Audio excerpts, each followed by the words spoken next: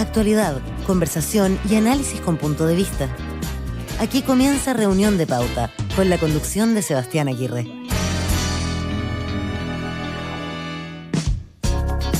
Estamos en Reunión de Pauta, ya son las 7 en punto, iniciando esta nueva parte de nuestra programación de esta tarde. Gracias por acompañarnos después de Pauta Final con el resumen de noticias. Nos detenemos unos segundos a analizar lo que está ocurriendo en nuestro país, en una agenda bien noticiosa, por supuesto. Hay varios temas que vamos a estar conversando junto a nuestros panelistas. 499 normas tiene el borrador de Constitución que ha presentado la Convención Constitucional, que están en Antofagasta. De hecho, terminó hace poquitos minutos la ceremonia que se estaba desarrollando allá, donde se entregaba oficialmente este borrador con este documento que tendrán que ir afinando ahora las comisiones de transitorias, de armonización, de preámbulo, para entregar el documento oficial, final, el próximo 4 de julio. Bueno, ese va a ser el tema que vamos a estar analizando junto a nuestros panelistas que ya están conectados aquí en la 100.5. Le damos la bienvenida a Susana Jiménez, ingeniera comercial, ex ministra de Energía, directora de Empresas y consejera de Sofofa. ¿Cómo está, Susana? Bienvenida. Muy bien, ¿cómo están ustedes? Gracias por acompañarnos. También está con nosotros Pablo Veloso, abogado, ex secretario general del Partido Socialista. ¿Cómo está, Pablo? Muy bien. Bienvenido. Gracias. Y Juan Carlos Eichholz completa nuestro equipo, abogado, socio fundador de CLA Consulting y profesor de la Escuela de Negocios en la Universidad Adolfo Ibáñez. Bienvenido, Juan Carlos. Muchas gracias, Sebastián. Buenas tardes. Qué gusto verlo. Gracias por acompañarnos. Bueno, vamos a alterar un poco la pauta habitual de nuestro programa. Vamos a ir de lleno al primer tema y único tema para nuestro bloque, para analizar esta propuesta que ha hecho la Convención Constitucional y este contenido de 499 normas. Por supuesto que el detalle es inabarcable para un programa como el nuestro, pero vamos a dar una pincelada para poder tener una mirada de nuestros panelistas respecto a este material ya cerrado y dejando afuera una serie de propuestas polémicas que quizás hacían mucho ruido en la discusión de las comisiones, pero ahora el panorama está algo más claro. Y sobre este texto es el que van a trabajar las comisiones que están en la zona norte, para entregar un documento oficial el próximo 4 de julio al presidente Gabriel Boric. Los temas hay varios temas importantes, ¿no? Está el tema del sistema de justicia, sistema político, lo que pasa con los derechos sociales, en fin, son muchos temas bien relevantes, pero más que ir viendo cada tema, vamos a generar alguna conversación basada en la selección que han hecho nuestros panelistas también sobre los temas que van generando más preocupación.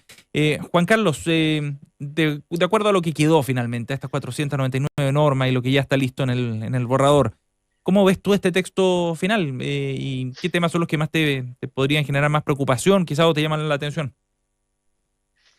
A ver, como tú bien dices, Sebastián, es difícil poder hacer un análisis global, pero déjame tratar de poner quizás algunos criterios que pueden ayudar en esto. Uh-huh.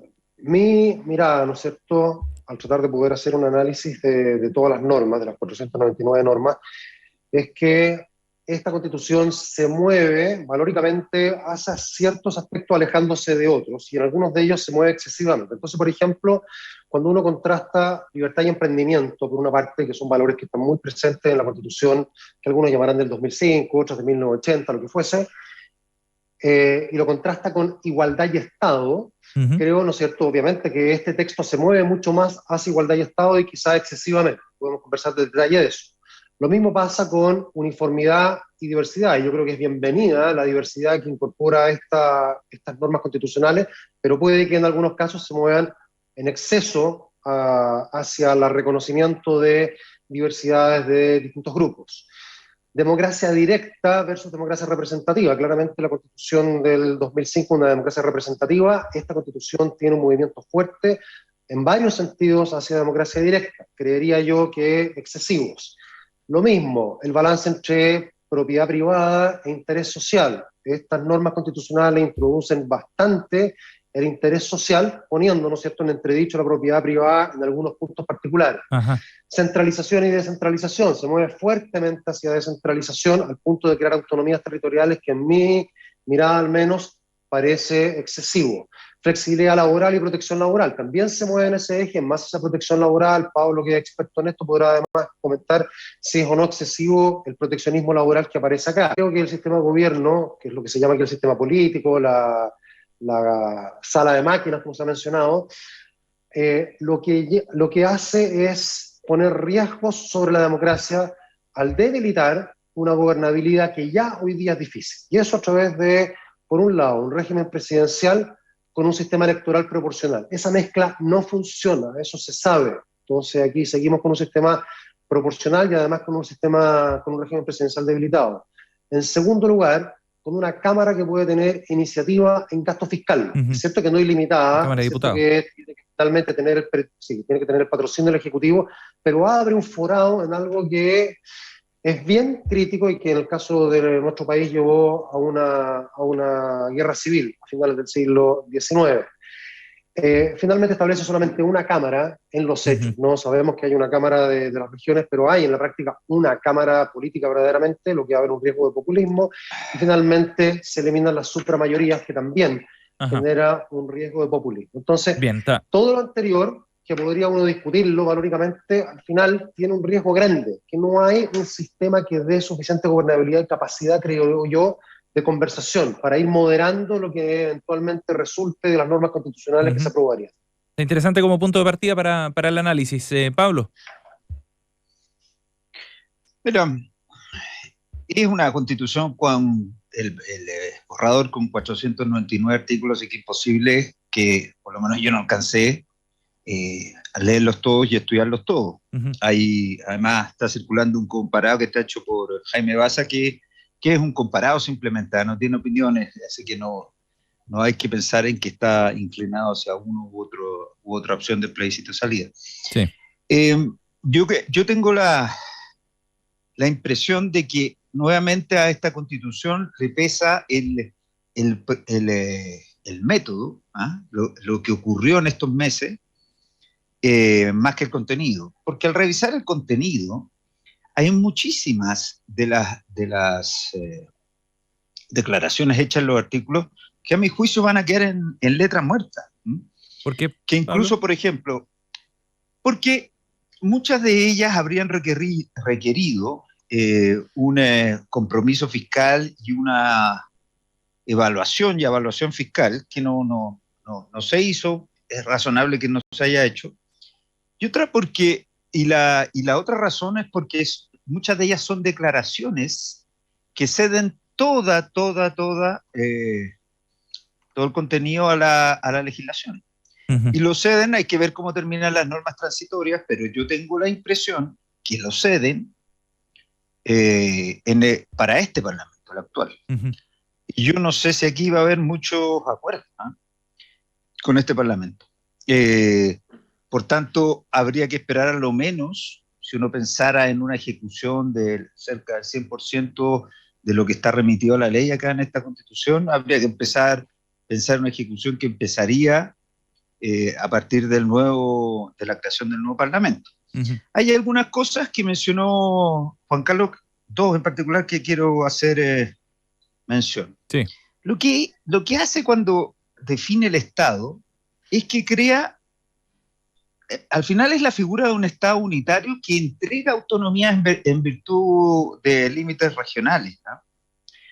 Pero, y a mi juicio, eso es mucho mejor que si se hubiese, como algunos pensados, declarado que Chile es un Estado federal, porque el Estado federal tiene el problema que presupone la existencia y reconoce la existencia de otros estados dentro del Estado. Lo que hace aquí, si se hace bien, de nuevo a depender de la ley, al crear los órganos autónomos que va a tener cada región, no solo la Cámara de las Regiones, debiera ser bastante favorable lo que resulta.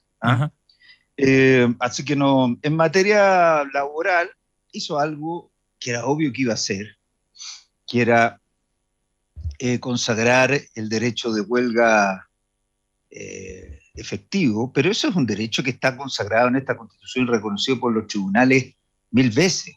De hecho, hay muchos fallos de la Corte Suprema que señalan que una huelga que es declarada ilegal por el empleador, sí, es un uso legítimo del derecho a huelga. Ese es el problema por la que muchas veces las empresas enfrentan huelgas ilegales, es decir, que no están dentro del marco del procedimiento de la negociación colectiva, e igual tienen que bancársela y muchas veces además terminan pagando igual las remuneraciones a a los O trabajadores. sea, no hay gran cambio en esto. No hay gran Ajá. cambio. Se supone que en la huelga legal no se deben pagar las remuneraciones, pero siempre se llegan a acuerdos, yo lo digo porque, no sé, tengo unas 500 negociaciones colectivas en el cuerpo, Sí. se llegan a acuerdos de que se va a pagar igual el sueldo, Bueno, a través de bonos y en fin. Entonces, yo la verdad es que creo, para hacer un resumen, después podemos entrar en los detalles, Sí. yo creo que esta es una constitución que no tiene nada fuera de lugar, fuera Ajá. de tiesto. El otro tema que se me olvidaba es que finalmente se rechazó esta posibilidad de insistencia de la Cámara de Diputados, que a mi juicio eso sí que marcaba un unicameralismo, Sí. y con eso murió el unicameralismo. Ujú. Y por tanto es una constitución que tiene, en general es bastante razonable, pero que padece y de una muy mala fama por cómo se dio el proceso constitucional. Susana Jiménez. Oye, qué difícil hablar de un tema tan amplio, Cierto. pero a modo introductorio, voy a coincidir y voy a discrepar con mis colegas panelistas en algunas cosas. Me gustó las distinciones que hace Juan Carlos, ¿cierto? De la tendencia y este péndulo, cómo se fue moviendo hacia algo que termina siendo un borrador, una propuesta constitucional que es bien refundacional. O sea, y ahí mi matiz con Pablo. Yo creo que acá hay mucho nuevo, hay demasiado nuevo. Demasiado nuevo desde el inicio del proceso, o sea, ya la forma en que se eligió la constituyente, recordemos, con escaños reservados, con un trato excepcional para los independientes, con una estricta paridad, después una discusión sobre los reglamentos y sobre las propuestas bien, digamos, bien disruptivas, ¿no? Recordemos que no se pudo cantar el himno nacional, la primera propuesta fue el indulto a los presos por el estallido. O sea, ha tenido muchos hitos, después vino toda la discusión, ¿cierto?, del contenido, que han derivado en una propuesta que yo diría que es muy refundacional. Hay que pensar acá ¿Por qué, Susana? que hay una reformulación del Poder Ejecutivo, hay una reformulación del Poder Legislativo, del Poder Judicial, hay una impronta que con un marcado y radical ecocentrismo, con derechos de la naturaleza, con una política indigenista bien fuerte. Pensemos en todas las preferencias que se le otorgan a los pueblos originarios, no solo desde el punto de vista de escaños reservados, también desde el punto de vista de preferencias sobre recursos y territorios, un descentralismo exacerbado con esta creación de regiones y territorios autónomos con autonomía financiera y fiscal. Es decir, es una verdadera transformación bien revolucionaria de lo que conocemos del Chile de hoy, con hitos bien importantes como esta eliminación del Senado y otros. Por lo tanto, creo que ha sido un proceso complejo, con un resultado sumamente debatible, y así lo demuestran las encuestas. Yo diría que en términos generales algo decepcionante, porque los propios que han estado detrás de este borrador han reconocido que es un borrador que no es muy prolijo, que no está muy bien armado desde el punto de vista jurídico, y con mucho debate todavía pendiente. Yo creo que también, como decía Pablo, podemos hacer el doble clic después. Yo prefiero abocarme a los temas quizá económicos y dejarles a mis compañeros panelistas los temas más políticos y otras características, pero sumamente radical y con consecuencias no menores que hay que saber evaluar, yo creo. Susana, ahí para ir profundizando un poco en ese concepto de lo refundacional que plantea, de las consecuencias que esto puede tener, ¿cuál crees tú que es el riesgo más importante, ¿no? De nuevo, en esta mirada más macro y más completa?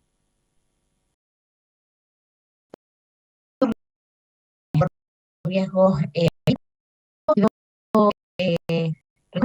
económicos y de frustraciones asociadas a lo que muchos esperaban de esta constitución, que tiene compromisos muy, muy buscados, ¿cierto? Pero que si las cosas no se dan de la manera en que se pueda financiar esas promesas de, por ejemplo, derechos sociales, va a generar bastante frustración.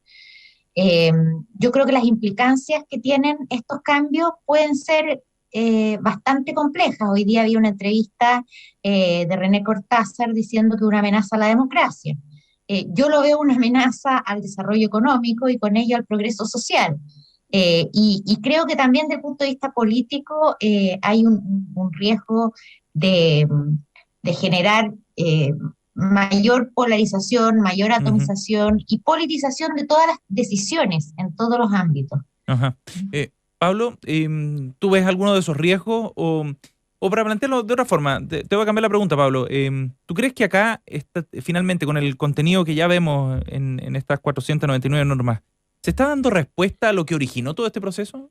Que es el estallido social, básicamente, ¿no? Y esto fue una respuesta política, mira, el acuerdo que da origen a este proceso. Yo voy a hacer el ejercicio que hizo Susana de volver al origen. Uh-huh. Independientemente de que efectivamente la Constitución del 80 fue redactada, fue reformada varias veces, tuvo una reforma grande del 2005, esa fue una Constitución que nació bajo el alero de una junta de gobierno, en un gobierno dictatorial, y que fue esa junta quien le encargó a una comisión redactora la elaboración de la Constitución, por lo demás con muy constitución de Opono, o relativamente Silva Bascuñán y Uruguay, Jorge. Dicho, esta es una Constitución que nosotros elegimos, decidimos, el pueblo soberano decidió que fuese hecha por los constituyentes.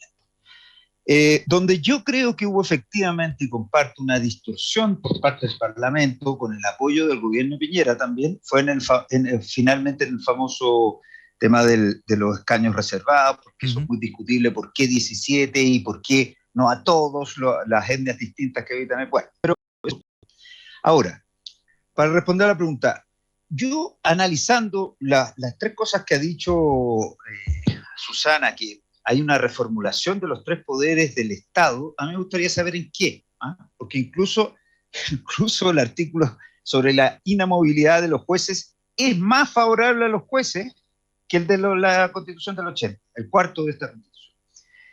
En el sistema de gobierno hay que definir bien cómo va a funcionar esta cosa de la iniciativa de la Cámara de Diputados en materia fiscal, porque todo el resto está igual. Atenuado, si los convencionales, inteligentes o no tanto, hablaron mucha tontera. Se dijeron cosas que, como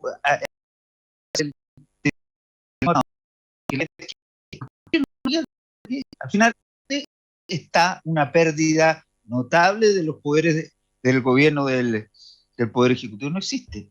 Lo mismo en el Poder Legislativo. ¿Cuál es el gran cambio? El nombre de la Cámara Alta, que ahora se llama Cámara de la Región.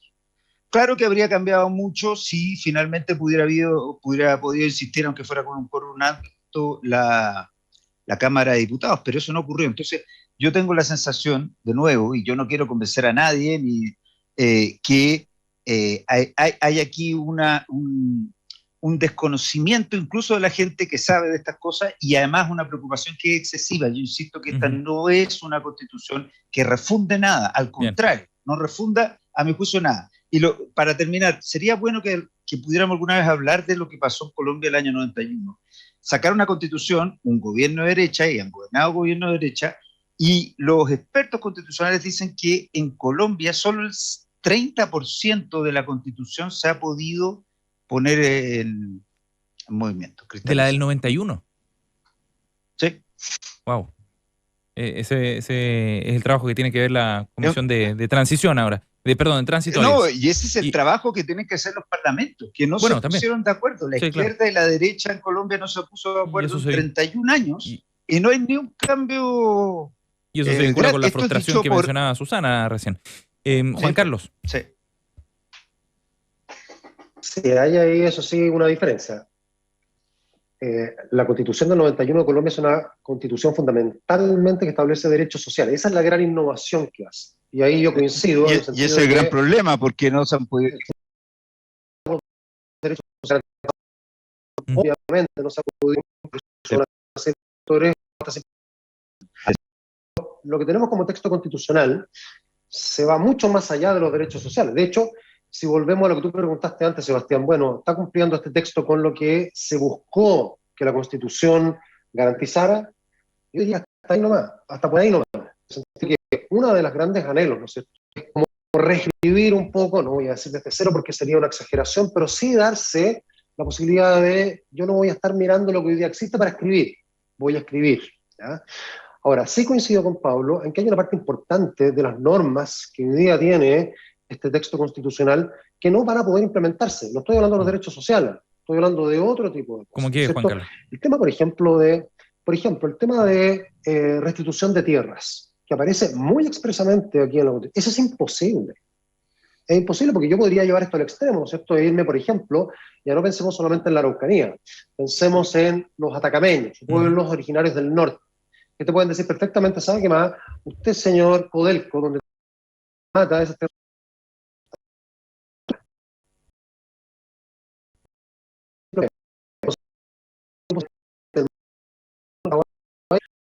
Y no facultades que el tribunal está propio borrador de constitución. No podría hacerlo. Es imposible.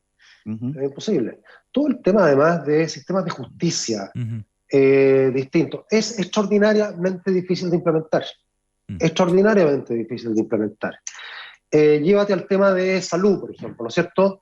Entonces, bueno, queremos garantizar una salud de calidad, pero al mismo tiempo estamos yendo en contra de la libre elección. Por lo tanto, esa salud tiene que ser garantizada por el propio Estado y eventualmente con aquella parte del sector privado que sea sin fines de lucro. Es más o menos hacia dónde tiende la definición que se tiene actualmente. No hay abasto en el sector público o en el sector privado sin fines de lucro para poder garantizar una provisión de salud razonable como la que se está estableciendo ahí.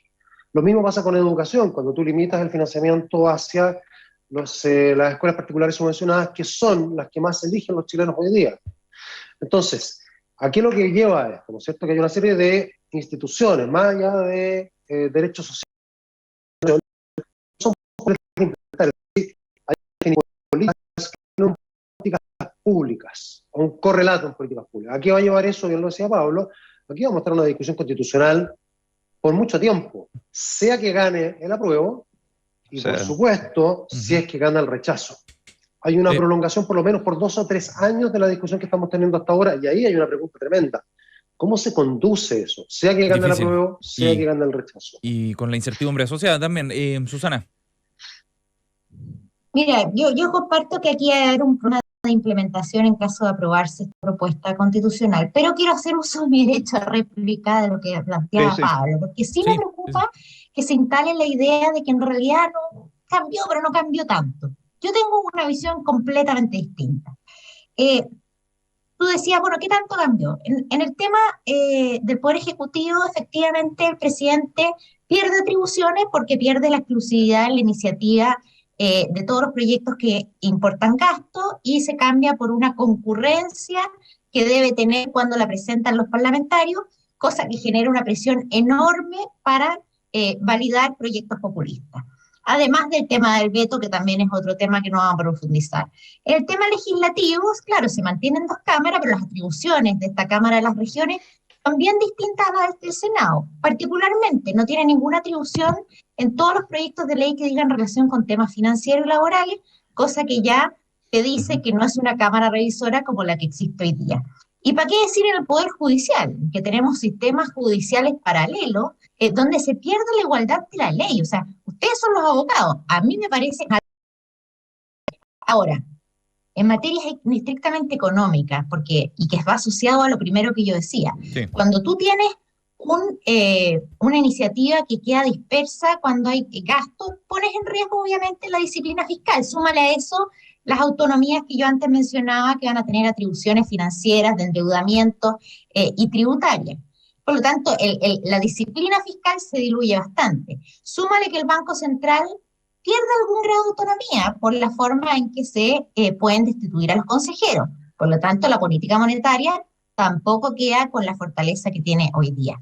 Y súmale un montón de otras reglas ya de tipo de certeza jurídica, todo el tema de la indemnización para cuando hay expropiaciones y por lo tanto un debilitamiento del derecho a propiedad, y una serie de políticas ya más sectoriales que ciertamente van cambiando el marco regulatorio para la actividad productiva. Y ahí deja darle quizás solo dos ejemplos. El tema de los bienes comunes naturales, que incluyen, entre otras cosas, el agua, y cómo estos derechos sobre el aprovechamiento de agua se transforman en autorizaciones administrativas, con toda la discrecionalidad que eso puede conllevar. Que no son comerciables, además.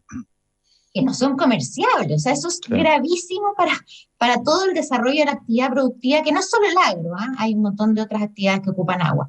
Y en el caso de la minería, que es verdad, se habían pasado 3 pueblos hablando de estatización, de que solo el Estado pudiera explotar y explorar, Sí, pero sin embargo queda con una mucha mayor fragilidad respecto a la seguridad constitucional que tienen hoy día las concesiones, y un poquito delegado a, como muchas otras, porque esta propuesta tiene cientos de delegaciones a leyes que pasan a ser sin quórum, por simple mayoría. Entonces, el marco regulatorio que tú estás generando para el desarrollo de la actividad productiva, pienso yo que es muy distinto a lo que hoy día existe, y es mi preocupación respecto del futuro de la inversión y de la capacidad de crecimiento que tiene la economía, que finalmente es lo que permite realmente.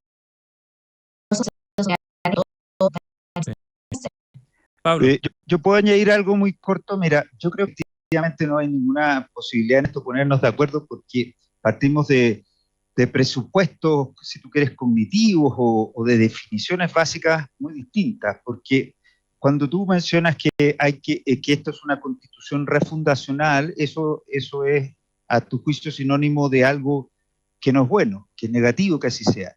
Y cuando tú defiendes cada uno de los artículos que has mencionado ahora, y además haces un paralelo con el sistema propuesto, con la constituyente, partes de la base que todo lo que está en esa constitución que tú estás defendiendo es positivo para Chile. Y a mi juicio no lo es, y no lo hace. No tengo por qué más refundación, pero tiene contenidos diferentes de estas normas. No veo por qué eso es malo, que cambien cosas, que se le quite un poco la iniciativa de ley al además, pero decir que eso cambió hace rato ya, si no hablemos de los 3 retiros que fueron aprobados. ¿Por qué eso es malo? ¿Por qué que haya un Senado con menos atribuciones, pero con algunas atribuciones focalizadas y relevantes? Ese es el problema. No poner de acuerdo nunca. Todas las cosas que tú así no fundacional con negativo, parece que eran necesarias que cambiaran. Otra cosa, y ahí tomo lo que dice Juan Carlos, es que varias cosas de las que se establecen va a ser difícil que ocurran, pero no son para mí prima facie negativos, eso es lo que te digo. Entonces, por eso. Pero tú diste el mejor ejemplo de cuál es el problema de que la iniciativa exclusiva en materia de gastos no radique en el Ejecutivo, que cae en políticas populistas como los retiros. Y lo otro que también para uno es populista, digamos, pero para otra gente que es la que me imagino que redactó esta constitución, era necesario que haya algunas iniciativas de carácter fiscal por parte del Ejecutivo, porque el Ejecutivo habría estado dejando de lado muchas necesidades sociales. Por eso te digo que probablemente había muchos cambios que son bienvenidos y que deberían recogerse en caso de que esta nueva propuesta no se apruebe, para hacer una reformulación. Yo no estoy diciendo que cualquier refundación es mala, pero los ejemplos que di creo que van en la dirección incorrecta.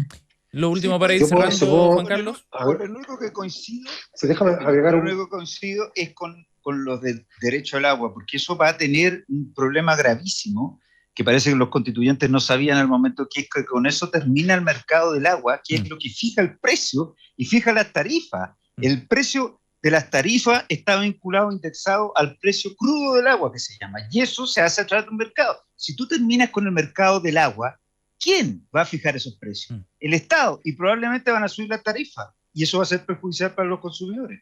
Juan Carlos. Yo tomo lo de Pablo, porque es bien importante lo que está diciendo. Aquí, desde luego, podemos tener supuestos distintos como visiones distintas, y parte importante de esto es el diálogo, que nos puede llevar a cosas que unos y otros podemos pensar que son buenas para el país. Hay 3 cosas que yo creo que están en el de muchas personas al acercarse a un texto constitucional, que ha sido parte de lo que se ha discutido acá.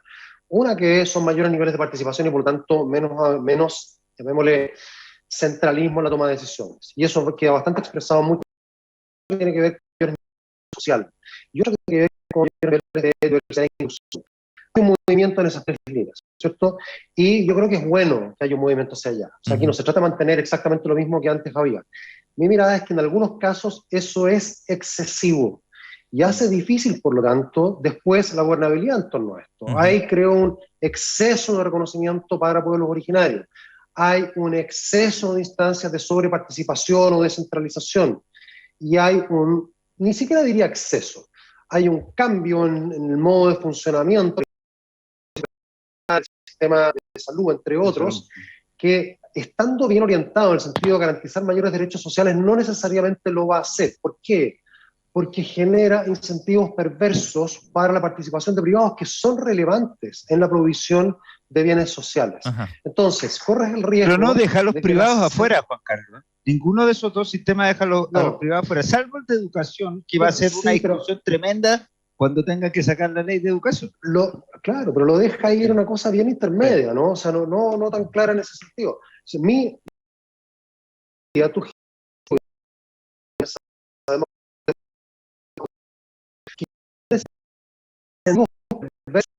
para participar es relevante porque generan crecimiento económico. El crecimiento económico, como lo dijo Susana, es clave para poder financiar políticas de gasto social y desarrollo social. Entonces, ahí es donde al final del día podríamos estar creando pobreza. Y si creamos pobreza, todo se desploma. O sea, hay que reconocer eso. Todo el sistema está construido sobre una base de crecimiento económico, al menos para financiar todo básico, ¿no? Y para financiar ese es uno de los grandes problemas que va a tener, que nadie pensó en quién iba a financiar todo este sueño, ¿no? Sí, algo que decía Manuel José Sandón, creo hoy día también. Interesante el barniz que nos han dado Juan Carlos Jiménez y Pablo en la conversación bien interesante para ver la película más grande, ¿no? Y no quedarse tanto en un par de artículos solamente o en algunas discusiones que hicieron mucho ruido. Súper buen acercamiento que nos han permitido nuestros panelistas hoy día. Si ustedes quieren ver el documento final completo, no se asusten tanto por el número de normas, que son 499, mucho. Son 160 páginas el PDF que está publicado en chileconvención.cl. No digo que no sea largo, pero bueno, hay tiempo de aquí hasta el 4 de septiembre para echarle un vistazo a aquellos que quieran darse el trabajo completo. Una novelita. Completo. Exacto. Estamos en reunión de pauta. Vamos al corte y volvemos.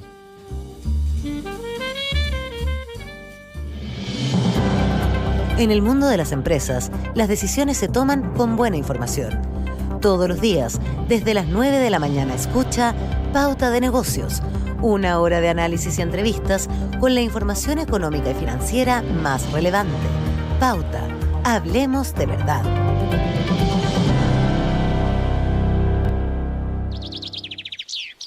Cada tarde, a partir de las 20 horas, Christian Warnken nos invita a pasear con él y con sus invitados en su jardín.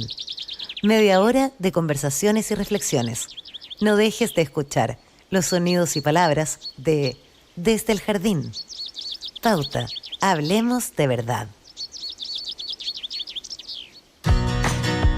Hola, soy Constanza López y quiero invitarlos a que se informen sobre el mundo de la construcción, el rol social de los empresarios, la relevancia de las regiones y todo lo que ocurre en la ciudad. Todos los sábados al mediodía, escucha Café de la Construcción.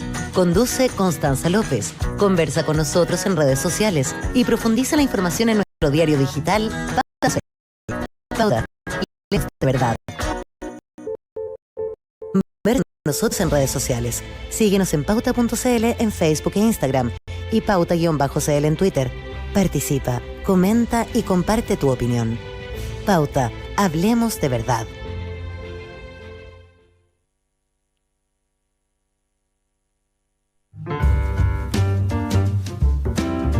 Ya estamos de regreso. Escuchas Reunión de Pauta. Pauta 100.5. 7 de la tarde con 35 minutos en vivo. Hacemos Reunión de Pauta aquí en la 100.5.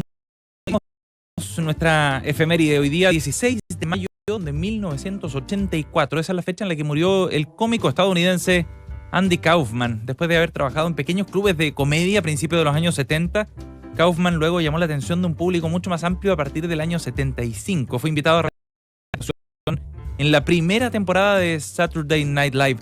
Su personaje de Foreign Man fue la base de su actuación como Lática Gravas en el exitoso programa de televisión Taxi desde el 78 hasta el año 83. Fue invitado frecuente en comedias, programas de entrevistas nocturnos, entre otros. Y se llevó una serie de homenajes posteriormente. Este cómico, a quien recordamos el día de hoy, en la fecha de su fallecimiento, un 16 de mayo de 1984. Bien, vamos a las noticias coladas. Nuestros panelistas Susana Jiménez, Juan Carlos Eijols y Pablo Veloso hicieron una selección de algunos temas para analizar el día de hoy. Y vamos a comenzar primero con la noticia que nos trae Juan Carlos Eijols, solo porque es la que está más fresca, más comentada el día de hoy también. Tiene que ver con las declaraciones de la ministra de Desarrollo Social, Janet Vega, quien aseguró que existen los presos políticos en Chile. No pasó colado esto, Juan Carlos, pero vale la pena detenerse a analizarlo. No, para nada, lo dijo, lo reiteró, pero después tuvo que decirse en muy poco tiempo, ¿no es cierto? Y es más o menos obvio, es parte de lo que le pasó también a la ministra de Justicia la vez anterior. A ver, creo que es interesante la declaración, en la cual insiste al comienzo, después se tiene que decir, porque nos habla un poquito de la dificultad que tiene este gobierno de poder pararse con un discurso claro y acciones firmes en torno a lo que es la violencia. Y vemos al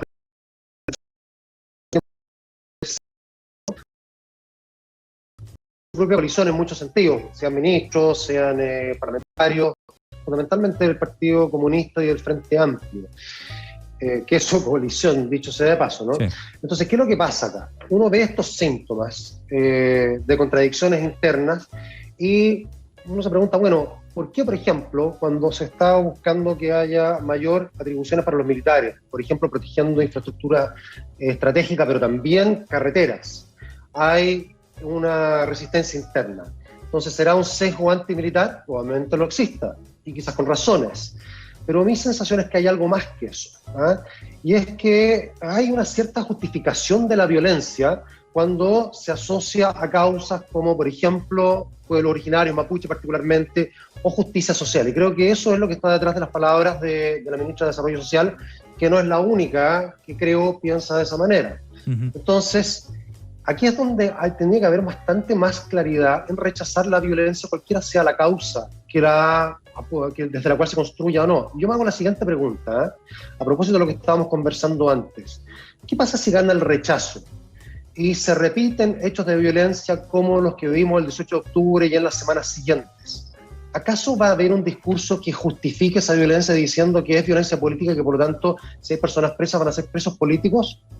Y eso creo que es importante, porque ahí lo que vamos a tener es la decisión de toda la ciudadanía, que eventualmente una mayoría de ella podría rechazar, y entonces va a haber una muy pequeña minoría que se va a rebelar en contra de eso haciendo uso de la violencia, y va a haber otros que van a justificar esa violencia por causales políticas.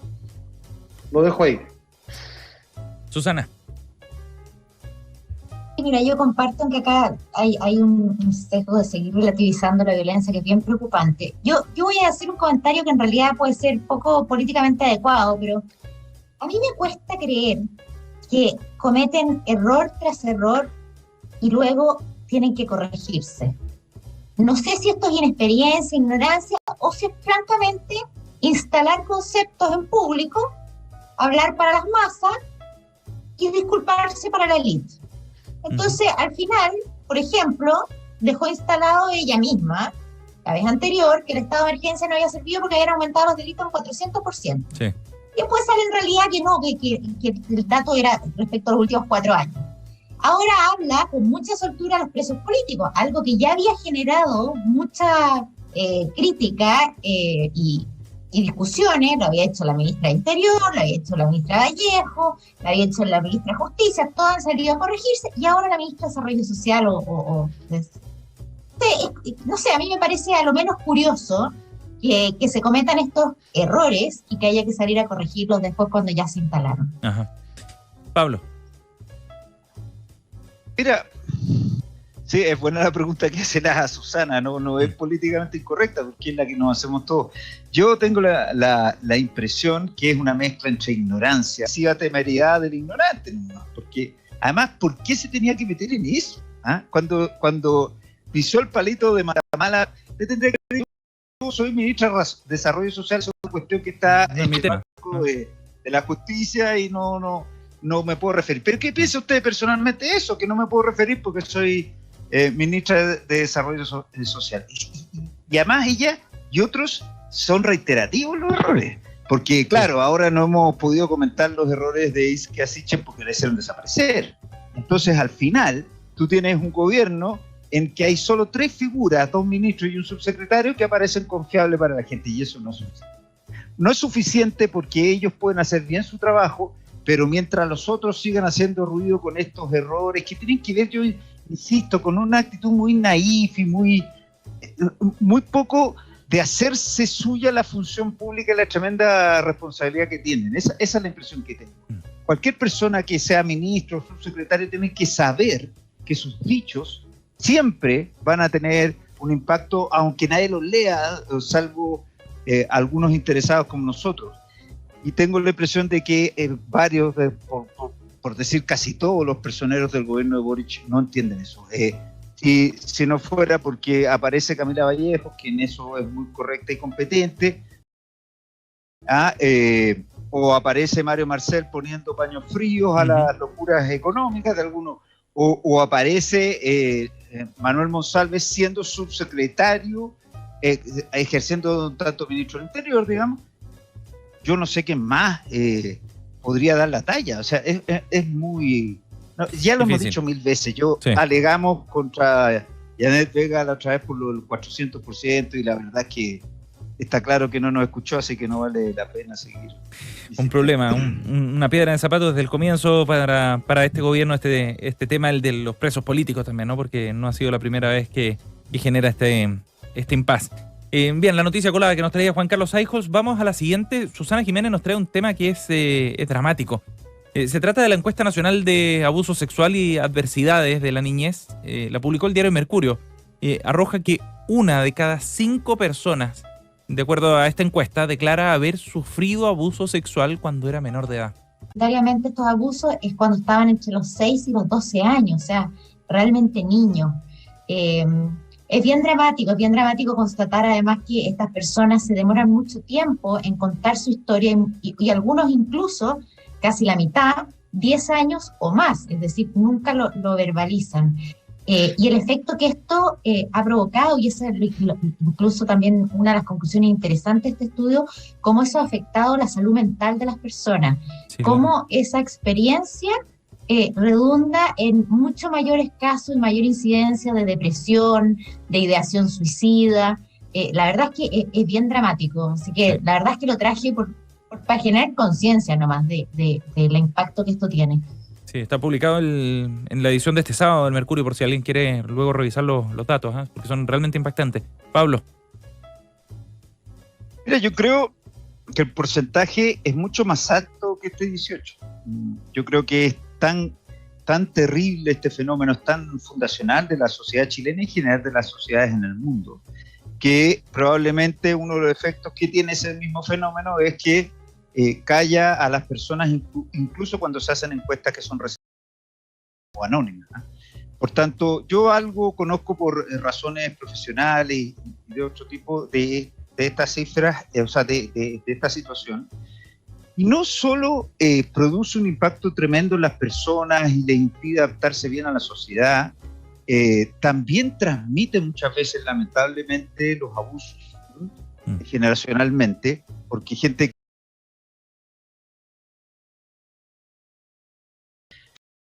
posibilidad de sanar, de reparar aquello y muchas veces repite con sus hijos esas pautas. Yo creo que otro de los grandes debes que me da la impresión que se le pasó a la constituyente es que Chile necesita urgentemente una política de Estado seria y permanente en el tiempo de salud mental. Acordémonos lo que veíamos la otra vez hace meses, que cuando hacen un estudio del agua del río Mapocho encuentran que lo que más tiene son antidepresivos y ansiolíticos en su contenido. O sea, porque además la gente vive dopada para aguantar o estas historias terribles de abuso o lo difícil que es desempeñarse en la sociedad. Entonces, es bueno que a Susana haya traído esto, pero yo creo que es un fenómeno mucho más. Juan Carlos. No, yo reafirmo aquí lo que se ha dicho. A mí también, por razones profesionales, me ha tocado estar expuesto a múltiples casos de abuso sexual. Al principio no daba crédito de lo que escuchaba y después me fui dando cuenta, ¿no es cierto?, de que esto es algo extraordinariamente extendido. Y por lo tanto la cifra en sí a mí no me sorprendió. De hecho me encantó que estuviera esto publicado, porque esto es una verdad oculta, llamémosle. Y es oculta porque además el gran porcentaje se da en el entorno familiar o en conocidos típicamente de la familia. Por lo tanto hay una serie de redes de lealtades internas que hacen difícil que estos casos emerjan. Se tienen que romper lealtades familiares o de amistad para que ocurra. Y esa es parte digamos, del desafío y la importancia que tiene el visibilizarlo. Sí. Juan Carlos, y esa es una señal de alerta, esa cifra no lo mencioné, pero más del 40% ocurre con conocidos familiares y como el 35% con conocidos no familiares. O sea, estamos hablando que en el 77% de los casos es gente conocida de la familia. O sea, eso es una alerta súper importante también a tener a la vista. Absolutamente. Si quieren ver el detalle del estudio, está publicado el sábado. Posee el diario Mercurio. Cerramos estas noticias coladas con la selección que ha hecho Pablo Veloso en las elecciones internas del Partido Socialista. Este fin de semana la lista de continuidad Unidad Socialista obtuvo el 72,9% de las preferencias. ¿Qué significa esto, Pablo? ¿Qué alcances tiene esto? Es interesante porque el PS tiene un sistema electoral en que no necesariamente el más votado o la más votada es la presidenta, porque claro, es un sistema parlamentario, en el sentido que se junta el comité central y gana la presidencia quien tenga más apoyo. Pero interesante porque en lo que mandé, no sé si estaba la cifra final, que Paulina Bodanovich sacó mucho más que Durresti, que está segundo, y que Escalona, desde luego, Escalona creo que va a cuarto o tercero. Entonces, lo que sería bueno que el PS, que hizo un tremendo chamullo por declararse en los congresos del 2017 y 2019, yo era secretario general, así que lo vi, por declararse feminista y hace gárgaras, esta vez respete a la persona que sacó más votos. Ajá. Porque la vez pasada, era presidente del Tribunal Supremo, ganó Maya Fernández. La gente se olvida, entre paréntesis, un saludo a la ministra de toda la solidaridad, a la ministra de Defensa, que fue asaltada a su familia el fin de semana. Maya sacó mucho más votos que Álvaro Elizalde, y sin embargo Elizalde fue presidente. Entonces yo creo que este es el momento en que el PS empiece a ser consecuente con lo que tanto cacarea declarar, y haga que se respeten las mayorías y que Paulina sea la presidente del Partido Socialista. En ese sentido quise traerlo para reforzar, digamos, esto que tanto está pidiendo la gente, la coherencia entre lo que se dice Partido Feminista y lo que se hace. Susana. No, buen dato. Yo no sabía que Paulina Bodanovich, que entre paréntesis fue nuestra colega panelista por algún tiempo, que tenía la mayor cantidad de votos y con mayor razón, ¿no? Yo que siempre me he declarado que no soy particularmente fan de preferencias por unos o por otros, pero con mayor razón, una mujer que ha estado súper dedicada al partido y que tiene la mayor cantidad de apoyos individuales, a buena hora, ojalá que resulte ser la presidenta. Juan Carlos. Yo también me inclino por Paulina Bodanovich, por las razones que aquí se han dicho, y me parece bien notable que en el Partido Socialista además haya una lista que tenga el 73%. O sea, habla de una cierta unidad dentro del partido, lo que es una muy buena noticia, en un momento además que el Partido Socialista está cumpliendo un rol tremendamente importante en la gobernabilidad de este país. Tremendamente importante. Sí, cierto. Está jugando un rol clave ahí dentro del gobierno, en este gobierno que tiene dos coaliciones, donde el PS está tomando un rol bien protagónico. Estamos junto a Juan Carlos Aijos, Pablo Veloso y Susana Jiménez. Revisábamos las noticias coladas de nuestros panelistas para el día de hoy. Y en los 6 minutos que nos quedan, revisamos también los datos y recomendados con nuestros panelistas para esta semana. Susana. Oye, yo me inclino esta semana por el deporte. Yo creo que ha sido tan positivo cuando hemos tenido deportistas destacados chilenos, como van poniendo estos deportes en la mirada de la ciudadanía. Antes era solo fútbol, después con el Chino Ríos, con González, con Mazú fue el tenis, lo fue también González en la gimnasia, y ahora tenemos a Niman y a Pereira, que están haciendo un muy buen desempeño, no tan bueno este último fin de semana, pero increíble cómo les ha ido. Y esta semana se da uno de los 4 máster importantes de golf. Yo he tenido que aprender porque en mi casa les gusta verlo, y ese se va a poder ver entre el 19 y el 22 de mayo, es decir, esta misma semana, donde juegan los representantes chilenos. Esperamos que les vaya súper bien, porque bien, como les decía, este es uno de los 4 torneos importantes, son como los majors en el golf. Buena recomendación entonces, el recomendado de Susana Jiménez para hoy día. Pablo. Oye, yo quiero recomendar una película en Netflix, pero hacer también una crítica a los críticos chilenos de cine, porque la reseñaron este fin de semana, se llama El arma del engaño, en español, no es el nombre. Es muy buena, ya está primera en Netflix, pero es un remake de una película de los años 50 que se llama 60, perdón, El hombre que nunca existió, que es una tremenda película. Y la mencionan todos los críticos como si fuera esta la primera sobre esta, que es una historia real. Eso que engañaron a Hitler tirando un cadáver en España, que llevaba información falsa, que iba a ser en Grecia y no en Sicilia. Entonces los alemanes se fueron a Grecia y entraron por Sicilia con facilidad los aliados. Entonces es un momento de quiebre de la Segunda Guerra Mundial, o sea, parece una historia divertida, pero es lo que hizo la diferencia. Y los críticos chilenos diciendo que esta era la primera vez que se llevaba al cine. Así que está bueno. Eso, pero muy buena, el arma del engaño. El arma del engaño, el recomendado de Pablo Veloso para hoy día. Juan Carlos, cerramos contigo. Y yo sigo recomendando cine nacional. La otra vez fue una serie, ¿no es cierto? Ahora es cine. Este jueves se estrena la película El Padeciente, que tiene como protagonista a Héctor Noguera, que me encanta, que actúa además con 2 de sus hijas, Amparo y Emilia, y trata la historia, me parece bien interesante, esto es basado en un libro del año 2014. Trata de un médico en Alemania, en Bonn, que eso se llama El Padeciente.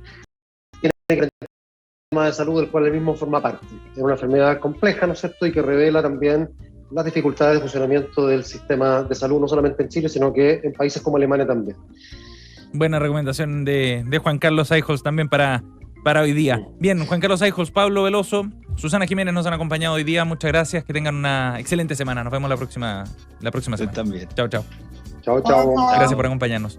Y a ustedes también, gracias por estar junto a nosotros aquí en la 100.5. Ya estamos cerrando el capítulo de hoy de Reunión de Pauta. En unos minutos ya llega, por supuesto, Christian Barken para ir desde el jardín con la conversación del día de hoy. Hoy va a estar conversando con Eduardo Arriagada. Es profesor de lenguaje del complejo educacional Tierra de Esperanza de Neltume.